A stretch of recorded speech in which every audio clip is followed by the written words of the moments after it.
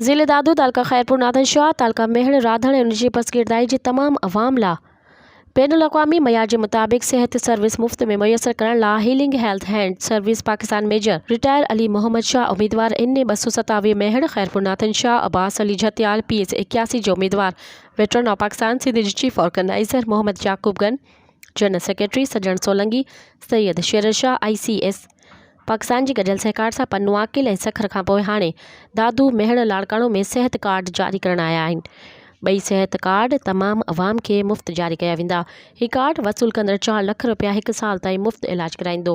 इलाज जी सहूलियत जेकॾहिं अस्पताल दाख़िल हूंदो ऐं सेहत card form veteran of Pakistan Sindh जी ऑफिस राधड़ मां वसूल कंदा। मज़ीद ख़बरनि ऐं तफ़सीलात लाइ विज़िट कयो असांजी वेबसाइट www.awamiNewsHD.com ऐं ॾिसंदा रहो अवामी न्यूज़ HD।